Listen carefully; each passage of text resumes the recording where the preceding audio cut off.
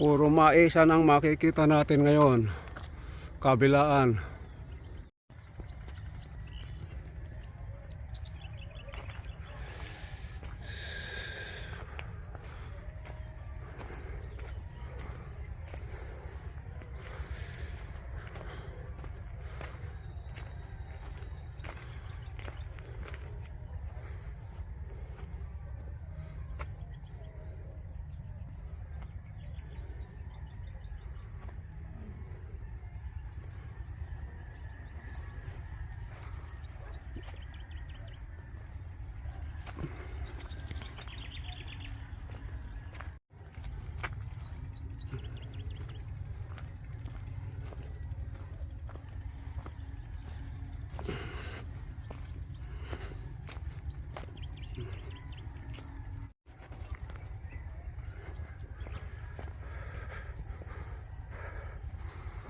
Ito maliit pa nung last month na nagpunta kami rito, mga almost 40 days ago na. Ang late pa niyan. Ngayon ay malaki na.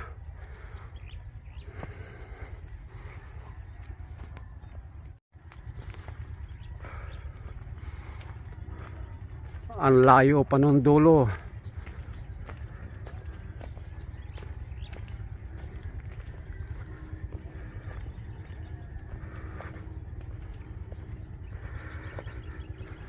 Itong maisan dito sa aming barangay, nasa siguro mga 100 hectares ang maisan dito sa aming barangay lang. Bukod pa yung nasa border doon sa may tabi ng karsada, doon sa may barangay road. Kaya maganda ang mais dito after ng palay, kasi dito bawat bukid, bawat farm may deep well. Ayan ang tubo ditres dyan, isinasaksak yung water pump, kaya hindi sila nagpapabaya sa pagpapatubig. Actually, i-remind ko uli na during the 1980s, ako ang kauna-unahan na nag-model dito ng yellow hybrid corn. Hanggang ngayon, yan pa rin ang tanim dito after ng main crop. Kasi ang main crop dito ay palay. Kaya nagkaroon kami ng seminar or training sa Ministry of Agriculture doon sa may Santa Barbara, Pangasinan. Ay isa ako sa aktibo na umatin sa rice and corn production, including swine production. So yan, ang layo pa ng dulo nito kasi nga over 100 hectares to .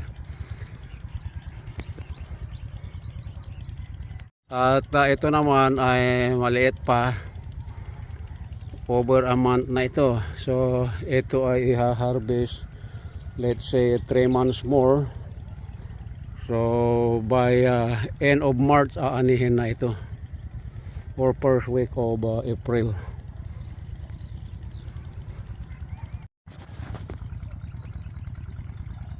So good morning nga pala sa inyong lahat.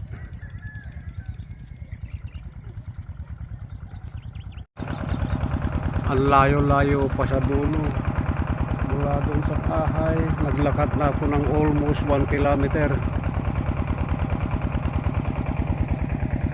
Ito, naririnig natin yung ugong ng water pump na pinakita ko yung tubo kanina.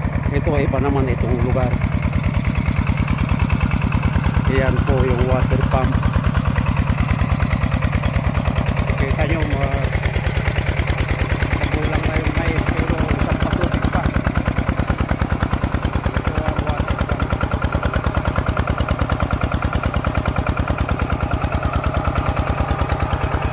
Ito nakasarpak yung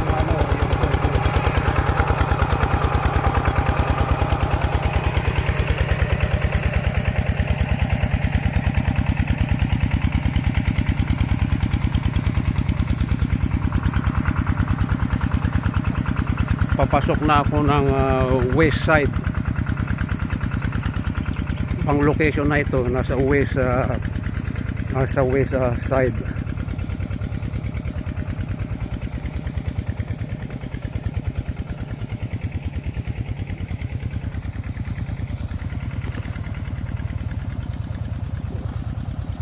Ay dalawa ang water pump na ginagamit, bukod yung galing doon mayroon pang isa pang nanggagaling sa kabila. Wow, tingnan nyo yan, ang ganda ng mais.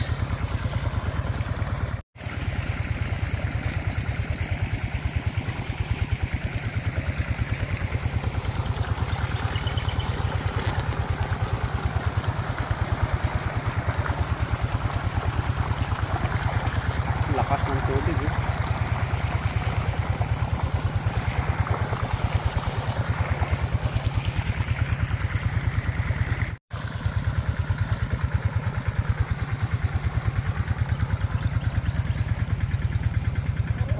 Andito pa yung isang water pump pala. So dalawang water pump ang ginamit nila. Parang sa kumpare ko itong nagpapatubig dito ah. So ayan po. Bali pangalawang water pump na ito.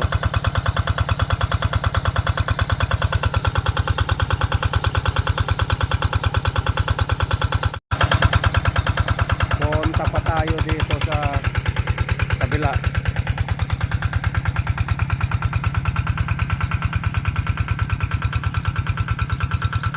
By Abril, mag-aani na lahat dito.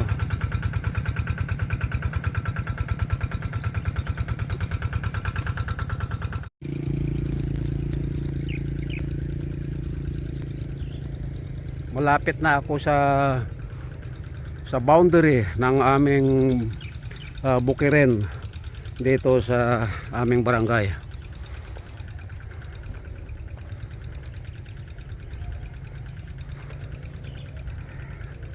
Kaya iikot ako, ipapakita ko yung border ng ating maisan dito sa aming barangay.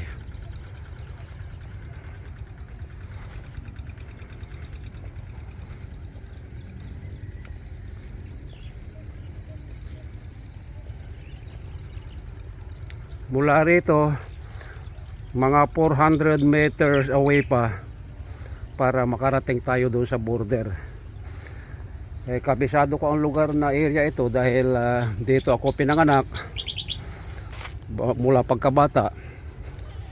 Ngayon pag tanda natin, so yung memories ay andyan pa rin, hindi natin makakalimutan. Late na ito, yung pasikat na ang araw nga pala. Yan naman ay manggahan yung mga nakikita nyo na yan. Nasa 10 hectares siguro yung manggahan dito. Yan o, deep well.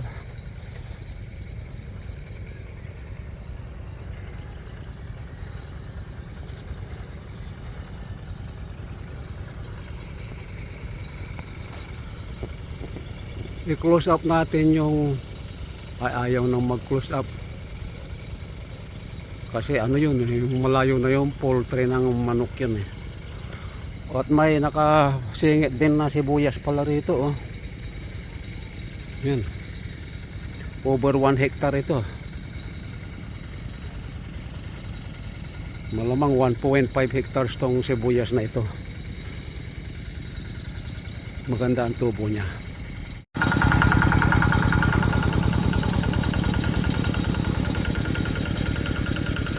So malapit na ako sa border.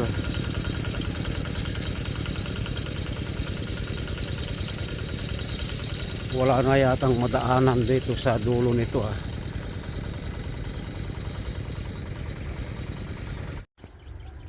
So andito na ako sa border ng aming barangay. Ayan oh. ang palatandaan ko na lang kasi nung araw wala pa itong punong bayabas na ito, pero kabisado ko yung area kaya alam na alam ko. Ayan, kasi nawala ako dito sa aming barangay 30 years. At ito, nung ito'y nagbakasyon ako, nagbakasyon kami pala, at ito na ang itsura. Itong border nila kabila, dito yung karsada na yan, ito ang border na ng aming barangay. Itong andi dito sa kanan ko, iyan ay ibang barangay na yan. Subukan kong i-close up yung poultry ng manok, ayaw mag-zoom. So ayan yung malaking poultry ng manok daw, hindi ko pa nakita yan. Ayan, private po yan.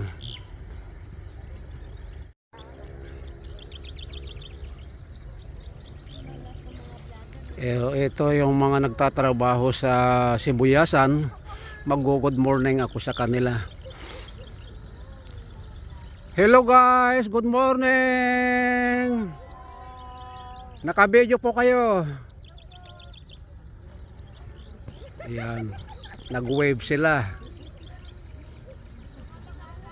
Yan, tingnan nyo yung mga nalinis nila, oh. Ang ganda.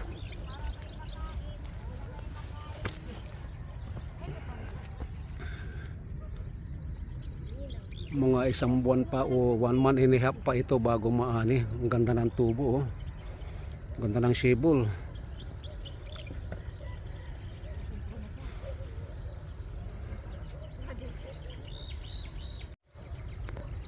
Bale, nasa ibang barangay na ako. Yung andyan lang yung pinanggalingan kong yung naglilinis ng Sibuyasan. So yan, lampas na ako sa border, so babalik na po ako. Ayan, pabalik na ako sa aking pinanggalingan na mula rito sa kinaroroonan ko hanggang dun sa bahay. Ano na yan, mahigit 2 kilometers na, mga 2.5 siguro.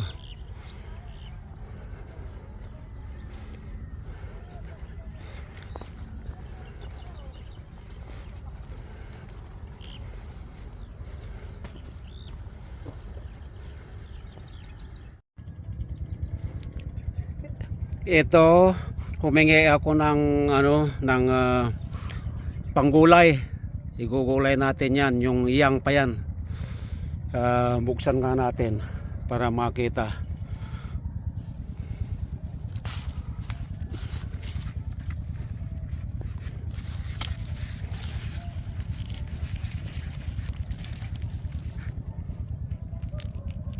So ayan, oh.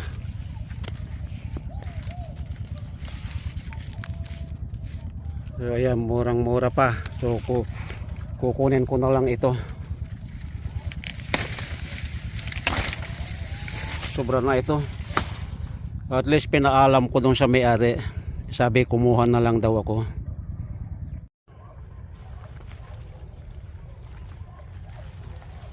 Ito yung binigay sa akin na mais. Panggulay. Maraming salamat sa nagbigay. Alam mo na kung sino ka.